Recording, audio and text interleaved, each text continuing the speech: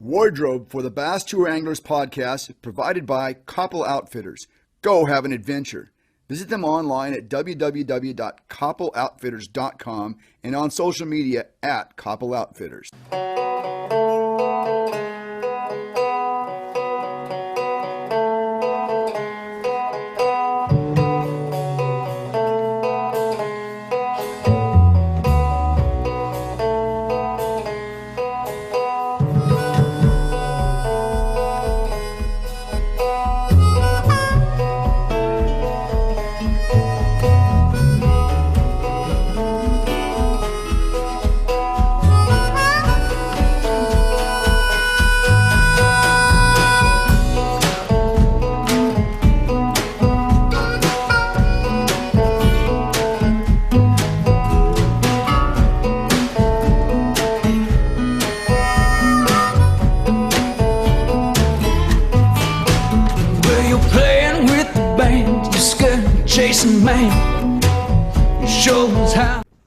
Well, get those life vests zipped and clipped, strap down those rods, and stash away those tackle bags because we are going fishing. Hello, everybody. Welcome to the Bass Tour Anglers podcast. Thanks for being with us today. Tacticam fisheye cameras make this podcast possible. Tacticam, this is the company that offers high-resolution action cameras for about half the price of what those other guys charge. Are you in the market for an action camera? Check out Tacticam fisheye cameras. You'll be glad you did. We are proud to announce that we are now the Western representatives for Ducket Fishing. You know these guys, the strongest pro staff in all of tournament fishing. If you have any questions about the Ducket Fishing lineup of pro-driven products, send us a DM on Instagram or go to our website, www.basstouranglers.com, and send us an email. We will get that answer to you immediately. If you're new here, please remember to subscribe to our YouTube channel and leave us a comment if you're so inclined. We start out today with a couple pieces of breaking news. Major League Fishing has announced its 2022 Bass Pro Tour schedule, and it's a good one. Stage 1, West Monroe, Louisiana, February 5th through 10th. Stage 2, Lake Fork out of Quitman, Texas. That is February 19th through the 24th. Stage 3 takes the tour to Smith Lake in Cullman, Alabama. That's the week of March 2nd through 7th. The tour takes a break for Red Crest 2022. That will be in Grand Lake, Tulsa, Oklahoma, March 23rd through 27th. And then the General Tires Heavy Hitters event, also a non-tour event, will take place at Lake Palestine in Tyler, Texas. That's the week of April 9th through 14th. Then it's back to the tour. Stage 4, Lake of the Ozark in Missouri, April 30th through May 5th. Stage 5, Watts Bar Lake in Spring City, Tennessee, June 4th through the 9th. Stage 6, Cuyahoga Lake in Upper New York, Union Springs, August 8th through 11th. And Stage 7, Millilocus Lake in Onamia, Minnesota, the week of September 10th through 15th. Should be a really exciting season. Those of you that are big fans of the Every Fish Counts format, this is the tour that does that. Should be a great tour. A second bit of breaking Major League Fishing news. Major League Fishing has announced that 5 pros from the Big 5 Pro Circuit will join the Bass Pro Tour in 2022. Congratulations to Ryan Salzman, Cole Floyd, Ron Nelson, Claiborne Johns, and Jeremy Lawyer. They finished in the top 10 of the Major League Fishing Big 5 Pro Circuit, and they will be moving into the Bass Pro Tour next year. Congratulations again to these guys. That's going to be really exciting to watch. Change. It's inevitable. To improve, you must adapt. The sport is evolving. A paradigm shift is a fundamental change of basic concepts. Don't get left behind. Introducing Paradigm. Paradigm Reels by Ducket Fishing. Pro-driven. Our guest today is the Toyota Series Central Division champion for 2021. He's number 6 in the Bass Tour Anglers Podcast Angler of the Year standings. He won the Toyota Series event at Lake Guntersville this season. Not only did he qualify for this season's Major League Fishing title event, but he won it. He's now got a major title under his belt and $200,000 to go along with that. Jimmy Washam, welcome to the Bass Two Anglers podcast. Thanks for being with us today. Hey, Keith, how you doing, bud? Thanks for having me. Let's talk about pressure. Is there more pressure on Championship Sunday, or is there more pressure trying to respond to all the people that texted and called and to congratulate you? I'm sure you had a lot of well-wishers, right? I have, and beyond that, a lot of media opportunities and requests, and just a wave of momentum is what I refer to it as from the tournament. And really, the most pressure has been for me trying to go back to a full-time job and take advantage of all the opportunities that I have from the event. So I would say that's where the pressure is now. A lot of that has to do with the fact that I knew where there was an 18-pound bag of fish on Championship Sunday. So that took a little of the pressure off for Championship Day. So that's the reason that there's more pressure on me to respond to all the media requests. Yeah, and I suppose it's probably pretty good pressure, but I can just imagine what your phone must have been like when you got off the water and had a chance to look at it on Sunday. It was pretty crazy.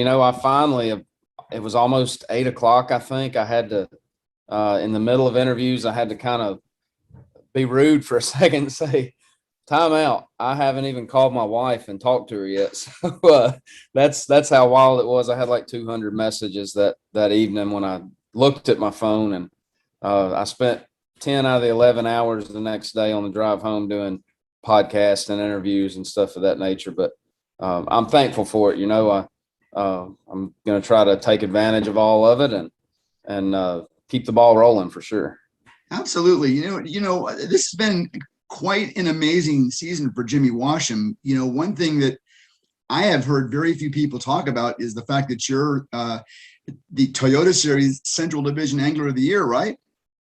Yes, sir. That has been it's flown under the radar. That was a big accomplishment for me.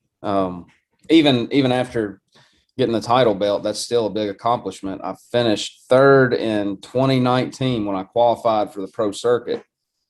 And I had a great year that year. And I said, man, it would really be something to win Angler of the Year there. And I did it this year. So very thankful for it. I think we haven't seen a lot from that because it's the opportunity to announce and broadcast that for Major League Fishing, I think is better in the fall when they announce the rest of them, let everybody catch up. There's been an announcement, but there has not been much talk about that. I'm definitely proud of it. Yeah, it's a great accomplishment. I mean, we've talked before about this. The Toyota Series and the BASS Opens, these are not easy events, and to be anywhere in that Angler of the Year race is spectacular. But to be on top is goes without saying. Congratulations. Thank you. You were on our show earlier this year, and when we talked earlier this year, you were just a guy that was really fishing consistently. But since we talked, I want to say it was like in February, since we talked, there's the Angler of the Year Championship, of course. There's the Guntersville win that you had there on the Toyota Series. And then, of course, this title event. What a year for Jimmy Washam. It's been incredible. I did not meet all my goals, but I surpassed them, I guess you'd say. My goals starting the beginning of the year, I felt like I set them high. I like to set high goals, and they were to win an event and finish top 10 in the points on the pro circuit. Mm-hmm. Well, I won the event at Guntersville in the Toyota Series, and I considered that a major win. That's can be a career-setting event, to win something like that if you use it in the right way and you're consistent behind it. And then I had the Angler of the Year. And then I went into St. Lawrence, the last regular season qualifying event for the pro circuit, and I was in the driver's seat. I was in 10th in points, and I had a pretty good pad between, a lot of the guys below me. Well, Northern Smallmouth, me being a working man, I just have not had much time to spend up there and really get confidence on that type of fishery and that type of fish. I kind of went up to St. Lawrence and treated a St. Lawrence smallmouth like a Tennessee River smallmouth, and they're two different animals. Yeah. Tennessee River smallmouth eats 8-inch gizzard shad, and St. Lawrence River smallmouth does not. So I went up there and I had a bomb, the only bomb of the season, the only event that I didn't cash a check in. I finished 117th and I fell out of the top 10. But I've told several people this. I'm thankful for that. And that sounds, you might say, why in the world would you be thankful for a bomb to end the year? Well, I said it on the ride home. I had 19 hours to think about it.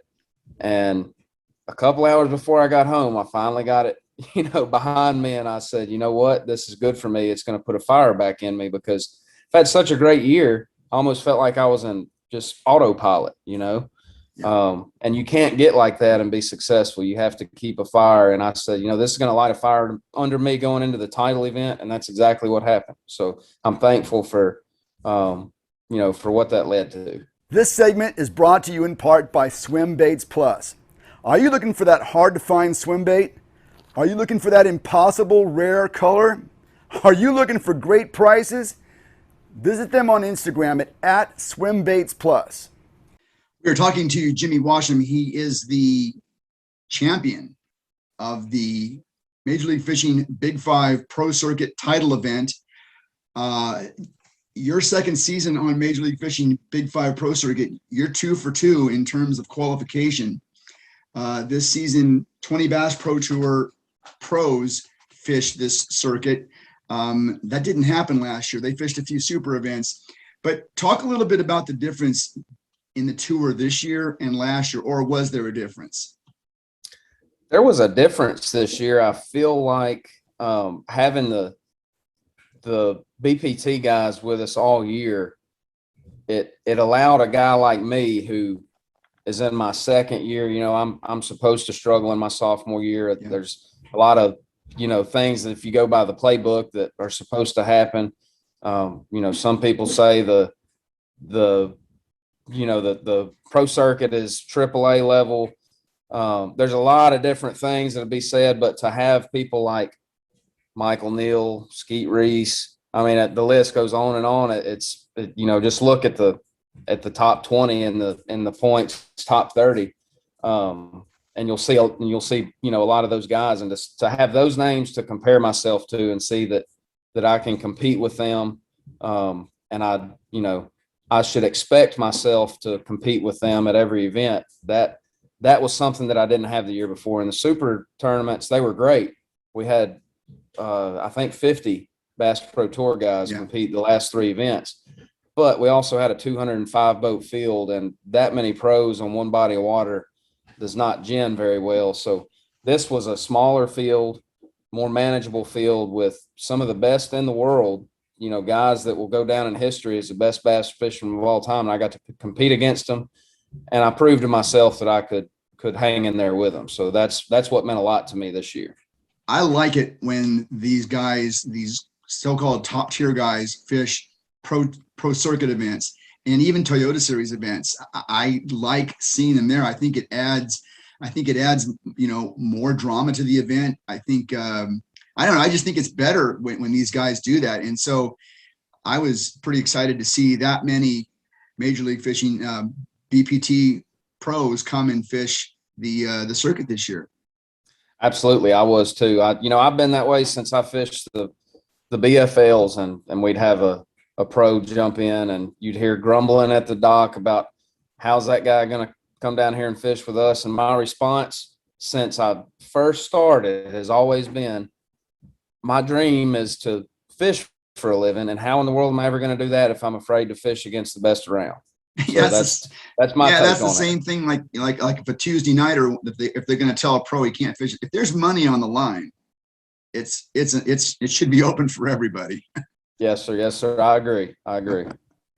So you already talked a little bit about your low point of the year, but the 117th place finish at the St. Lawrence River, that was clearly the low point and really an outlier for your season. You did not have many bad tournaments.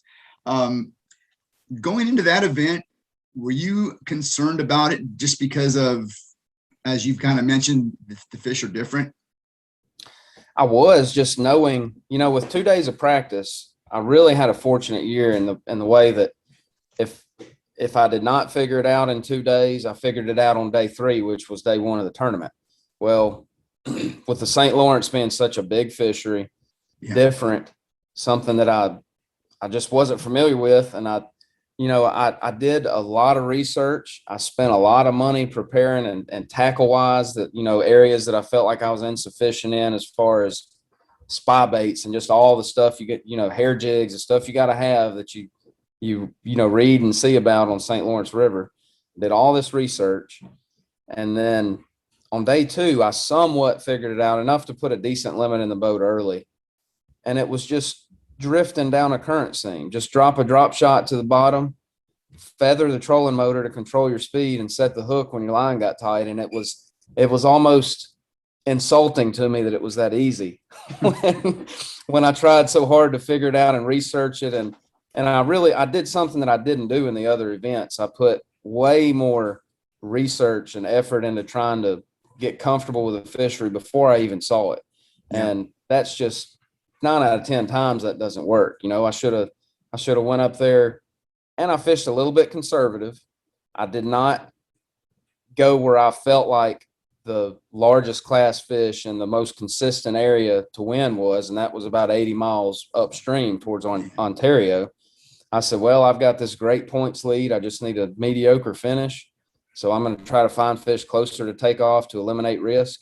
Anytime I try to fish conservative and eliminate risk, it ends up showing. So all in all, I learned a lesson. The second event of the season, the pro circuit season on Lewis Smith Lake, day 1, spotted bass fishery, another one of those things that I'm still learning on. It's out of my comfort zone. I brought 2 fish to the scales. And of course I was sub 100, thinking, wow, here we are, the second event of the year, and I'm going to blow the season like that. And on day 2, I made a turnaround. I caught a solid limit, and I jumped all the way back into check range and finished 70th. So I look back on something like that. I could have blown the season long before the last event. So there's going to be times like that. You learn from them, whether they work out good or bad. You learn from them, and you're better the next go round. So I can't complain whatsoever.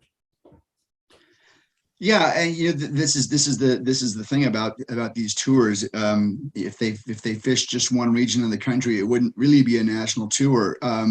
Every one of the tours fishes some kind of northern swing, whether it's BASS or whether it's Major League Fishing. They all fish some kind of northern swing, and so I guess you gotta figure out those brown fish at some point, right?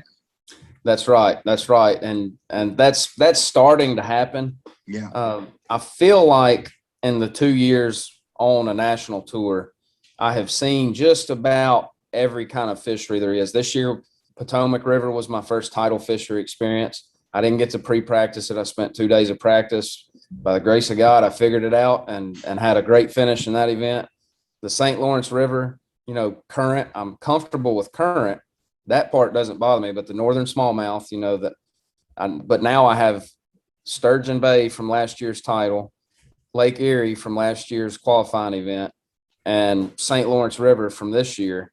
I'm starting to get, a little bit more time under my belt, and next year maybe life will work out to where I don't have to work 80 hours before I leave the day before the tournament, and I can have a little more time to, when I make that northern swing, just, stop at a place that the event's not held at and try to learn, spend a couple days just fishing. So that's really what it's going to take for me to, get some confidence and get comfortable on those northern smallmouth. And I mean, they're a fish. I can catch them. I can figure it out. It's just a matter of doing it. Oh yeah. And you're right. I mean, it's tough to learn those fish in 2 days, but over time it starts to make sense.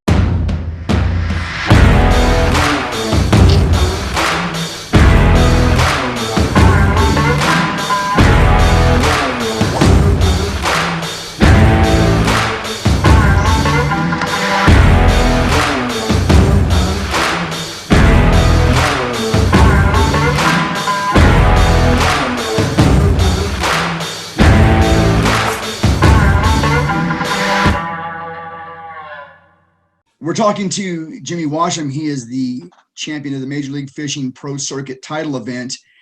And so let's talk about the event. What did you learn in practice? Practice is over. In fact, I watched your video this morning, the most recent video on your YouTube channel. Really, really good stuff. Thank you. What did you learn after practice? To me, it was a great practice. I did not catch a bunch of fish. I didn't catch a lot of big ones. I had one that I would call a big one. He was 3.5 or so. But the reason I felt like practice was a success was I covered a ton of water. It's so easy. We all, as bass fishermen, in practice, you feel like you're not covering enough water. All of a sudden, you fished a day and you've covered 6 miles of the lake or something like that. And you say, man, there's another 30 miles left. And so for me, I want to try to cover as much water as I can and take little samples of things. And by the end of practice, I had a buzzbait bite in eelgrass in one section of the lake, the Black River. I had a jig and current in the Goose Island area, which is something I really love to do, relate back to Tennessee River fishing. And then I had the one small backwater area where I found big fish on a frog and a buzzbait, and they seemed to be fairly congregated. So I had 3 different things with 3 different patterns, and you almost have to assume out of those 3, one will get better, one will get worse, and one might stay the same, but one of them will prevail. But I was excited about, when you go into an event with really not any idea of what's going on, or maybe one thing to put all your eggs into, if that fades away, then you're stuck scrambling again. But with 3 different things to make a quick sample with, that's why I was so confident going into day 1. So you finished 5th in your qualifying group. How do you feel about that? Fish one day, take day off, fish the next day. How do you like that format? I loved it. I think it played a part in one of my strengths that I've really developed over the course of this season with our 2 days of practice. And, I don't get to, the only lake I got to pre-practice all year was Okeechobee. I drove down on a 3-day off stretch and rode around for 2 days on Okeechobee. That's the only lake I had seen before our 2 days of practice this year on the pro circuit schedule. So the day off and then fish, and then day off and fish, played into my hand of just adapting as the day goes on during tournament day, because things changed every day. They were different. I mean, I caught fish on the same bait a couple of days, but it was in different areas, different times of the day. It was just totally figuring the fish out per the day. And I think that was something that benefited me.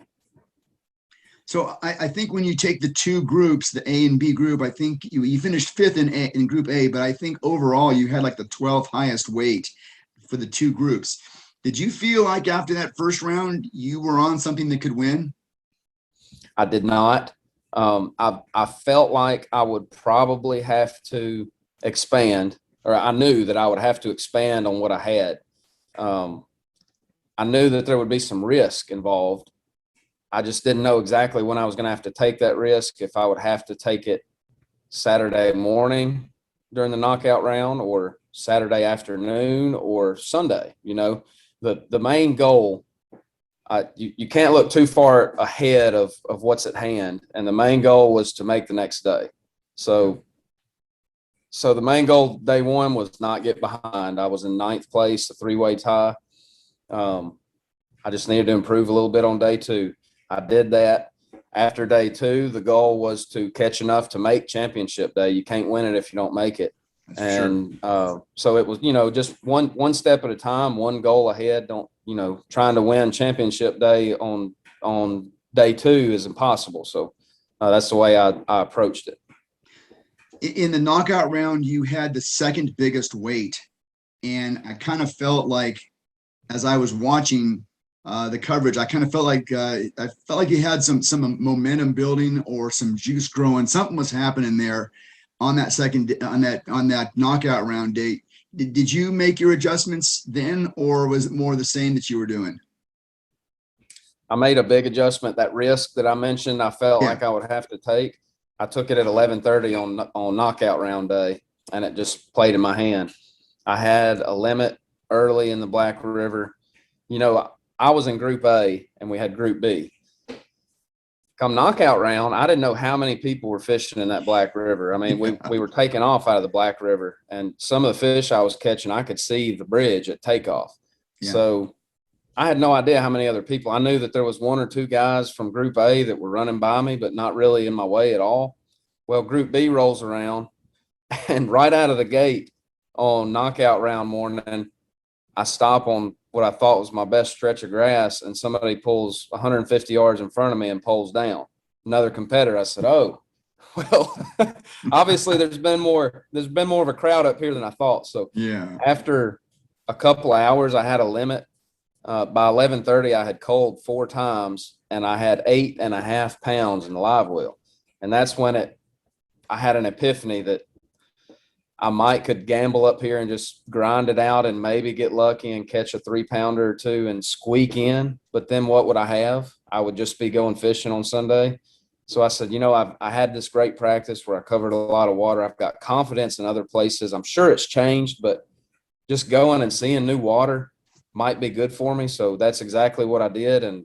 And there was a lot of fortune involved. I'll be the first to say it. And I just landed on, I think, the biggest congregation of big fish that was in that stretch of the Mississippi River. Wow. So you essentially, after getting a reasonable 5-fish limit, you decided to go exploring, almost practicing for the next day. Yeah, but at the same time, I still had to catch them to make it there. I knew 8.5 pounds wouldn't get it. I had set the goal for 14 is what I said. I said 14 will get me there, because there was, the weights were growing, the river was stabilizing, the guys were putting more pressure on their fish, and we're against the best in the world, and everybody's thinking, they need to make sure they make it to championship day. So I said 14 was where I set the bar. I go down with 8.5 pounds, and I mentioned that I caught some fish, I caught the biggest fish of practice on a frog, a 3.5 pounder, and I had 3 other bites, just bang, bang, bang in the same area. And there was a congregation of fish there. Well, I had checked those fish the last hour of day 1, Group A. I had a 4-pound bite. He missed a buzzing frog, and then I had to leave. Well, I went back to that place, burned through there with a frog and a buzz bait, no bites. There was a root wad where I really felt like that 4-pounder that I missed on Tuesday was probably living. Couldn't get that fish to bite. And I said, something has changed. There was a group of fish in this small area. Something has changed. So I just fished my way out. And in practice, I was entering this backwater area. I had my motor trimmed down where I'd come off pad out on the main river channel, fish my way in, trolling motors on high. And the skeg of the motor hits a rock dike, and it almost throws me out of the front of the boat. And that's how I found it. So I took note of that. I remembered that being there, and it was a closing dam. It ran all the way across the mouth of that backwater. Well, on the way back out, I was getting ready to go to Goose Island and throw a jig. On the way back out, let me back up. When I first pulled into that backwater area, I remembered the closing dam being there, and I said, I probably need to throw some kind of bait across that. And I got too close up to it, and when I hit my anchor mode on my Ghost trolling motor, it backed me up, and it slung a prop wash out over that closing dam, and it spooked some shad, and I saw a bass boil behind one of them. Well, I had a frog in my hand. I threw the frog in there, and the fish blew up behind it and missed it. And then I made a few casts with top water and other baits and didn't get a bite. I said, well, it must have been a fluke. And then I burned through the area with the frog and a buzz bait, no bites. On the way back out, I stayed way back from it, had the wind at my back. I hit anchor mode. I walked to the back deck. I made a long cast with a spook and twitched it a few times, and I missed a giant. And then I stopped it, started working it again. I missed him again. So on the next cast, by this time I'm shaking. On the next cast, I speed my walking bait up, and then I kill it and just make it glide to the left and then glide back to the right. And then a 5-pounder flushes the toilet on it, and I catch him. And that right there was the light bulb. And I said, that's not the only fish there. And I made 2 more casts, missed fish. And then it would have been the 2, 3, 4, 5th cast. I got my cadence right again, sped it up and then slowed it down and just barely made it glide. I caught a 4 1/4. Well, when I got that fish in the boat, I literally went from 8.5 pounds to 14.5. Yeah. I mean, in 5 casts. And I picked the rod up. I'm so pumped up. I picked the rod up and go to cast again. I said, wait a minute. The weight's 0. And I think I've got what I need. I need to leave here, because I knew right then I had, had fish blowing up on it. And I knew there was a pile of big fish there. To catch a 5 and a 4 1/4 there, it was unreal. Well, camera boat had just pulled up to me. I said, I'm leaving this place. I'm headed back to weigh in. I said, there's an 18-pound bag here and I can win off of this place. Wow. Well, look at what happened. Yeah. Yeah. So do you think those fish were the same fish that you had found earlier, but they had just moved out? Absolutely. They had all Wow. piled up on that closing dam because we had fallen water. The river bottomed out about Monday before the event into Tuesday, and kind of stabilized and very slowly started creeping back up around knockout day.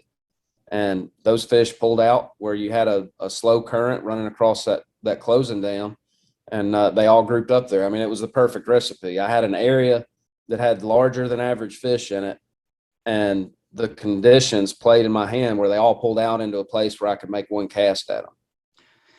What a great lesson in finding fish and staying with fish. When water's falling, you move off the bank and follow it out. And when water's rising, you move in. What a great lesson. Yeah, it's unfortunately it's not always that easy, and sometimes it takes a little bit of just happenstance to find them. With me spooking that shad with my prop wash, Yeah. and seeing the fish, and that told me, well, on the way back out, I need to stay off of this thing and make a long cast over it, and that's how I found the winning fish. So you're in the final day. You're in the championship day, championship Sunday. You've got Skeet Reese and Bobby Lane and Justin Lucas, nothing but hammers out there. And let's go through that final day. From where I sat and watched, it seemed like every fish you caught got bigger and bigger and bigger as the day went on. Yeah, it really did. It was my time, is all I can say. Yeah. I ran down there, and I thought the whole night, the river is back on the rise. It's Sunday. There's probably going to be somebody else fishing it. Just all these things of what could go wrong, but I was still very confident. And I get down there. A guy had just pulled up and started fishing it. Thank God I ran there first. I thought about trying to get a limit first before I went there, but I pulled up. He was a very respectful local, saw the camera boat, the camera in the boat, the wrap, and he said, I'm out of here. Picked up trolling motor and left. Oh, good for him. Yeah, absolutely. Absolutely. He could have really gave me a rough time, and I'm thankful that he didn't. He was very respectful. Well, somewhere there's a guy out there that feels really good that he found championship fish. That's right. That's right. So on my first cast, I got the boat set up right, made the first cast with the top water. I didn't get a bite. All of a sudden the wheels are turning. First cast, I'm supposed to catch a 5-pounder. They're piled up here. They're going to be chasing big shad, and it's going to be easy. I'll catch 5 in 5 casts. Well, I don't get a bite. The second cast, I catch a 3-pounder. He had the back hook. I, could have easily lost that fish. I get him in the boat, and then it's just like a wave of stress and anxiety kind of fell off of me. I said, this is just fishing. I've got this pile of fish that's still here, and all I got to do is relax and catch them and have fun. And then from that point on, it was just, there was no pressure. I was not nervous. Everything went my way from that point forward, and it all worked out. Really looking forward to seeing when your video on this one drops. As I mentioned this morning, I watched the practice rounds, and I'm really looking forward to seeing that championship day video, because there were some really cool things that happened out there on that day. Koppel Outfitters wants you to go have an adventure now. Koppel Outfitters specializes in adventure gear. Anything you need for getting outside, Koppel Outfitters has it and more. Go have an adventure now. we're talking to Jimmy Washam. He is the champion of the title event for Major League Fishing this year. Profound Outdoors is Bass Pro Tour angler Timmy Horton's company. Profound Outdoors is the other big winner in this story. They signed you earlier this season. Talk about a great investment for a company. They got to be pretty happy. I'm thinking. Well, it's a beneficial partnership, and that's what you want out of when you team up with somebody. Both sides should benefit equally or greater than they would. It should be mutually beneficial, and that's exactly what's happened. The reason that we partnered is because I had confidence in Profound Outdoors tackle the Azuma line. That's the Shaker Z is what I won the Toyota series on at Gunnersville. Well, that sparked Timmy to reach out to me. I think he was impressed by the way I carried myself in the weigh in, and that led to him reaching out to me. We talked, and we started with a partnership from that point forward. And needless to say, at this point in time, it's done nothing but grown. We've both benefited tremendously from it. And it was at a time that I had just lost my title sponsor. It was just meant to be, the timing of all that. There's no doubt. You just can't deny that it was meant to be. That's right. You had that happen to you this year too, didn't you? Yes, sir. It's been a wild ride. That's for sure. Yes. Wow. Any talk about maybe some Jimmy Washam signature baits coming out at any point? That's been very briefly discussed. There's been so much going on that some of the finer details, with Profound and with some of my other partners are they're to be determined soon. I guess we could say. It's really just trying to let the dust settle and get down to finer details, but that has been mentioned. So we'll see.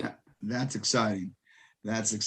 Hey, please share your boat story because there's a lot of guys out there fishing, trying to qualify for things that are fishing out of boats that are held together with duct tape and prayer. And I know you've got that kind of story. Talk about your boat evolution, if you would, please.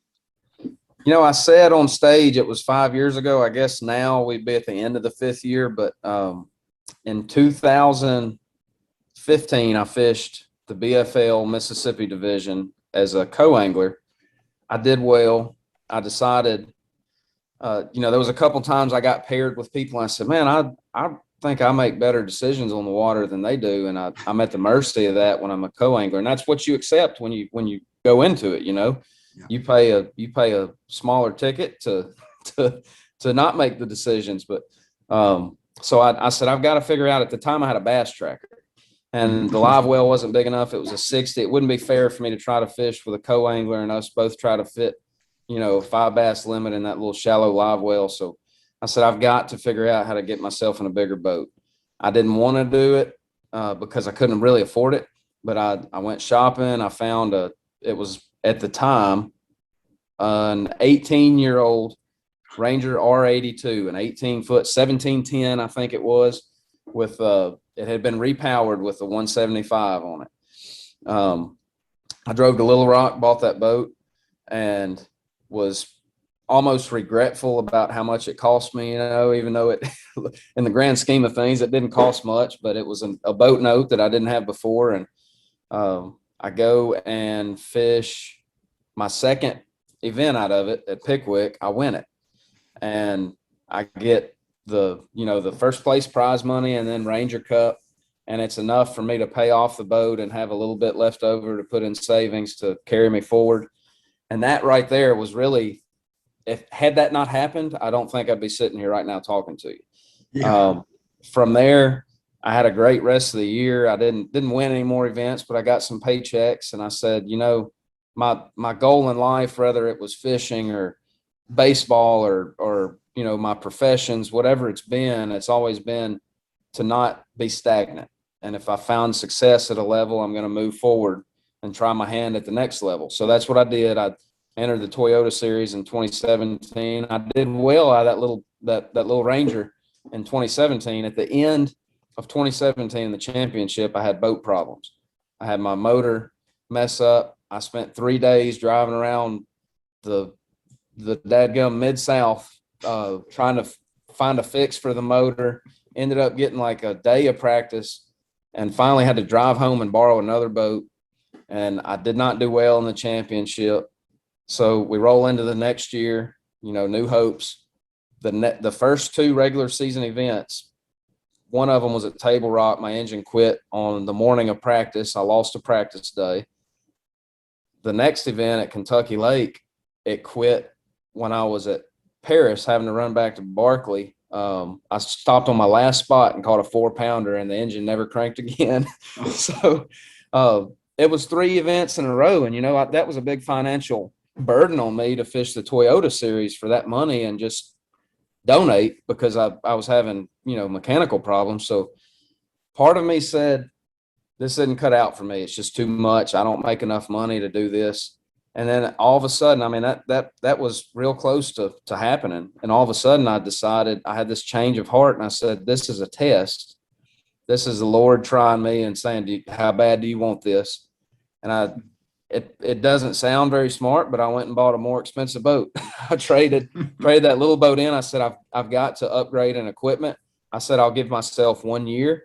If this doesn't work, then I can sell this boat. I got a good enough deal on it to where I won't just completely go broke. I can get out of it where I'm not paying a boat note I can't afford anymore, and backtrack.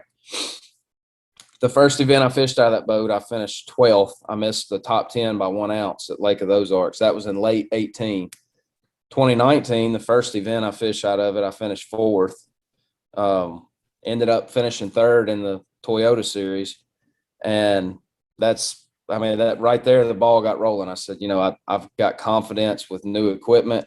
I've shown that I'm good enough to fish with people at this level. And I basically haven't looked back since then.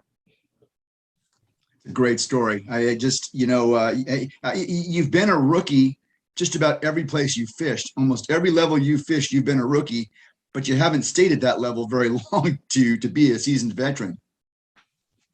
Yeah, I've had quick success, and yeah, I think a lot of that is just some fortune and things going my way, and some of it is skill and hard work and determination, and the fact that I've been fishing since I was 3 years old. My dad taught me a lot, when he raised me in a bass boat. So all those things have come together and led to some pretty rapid success.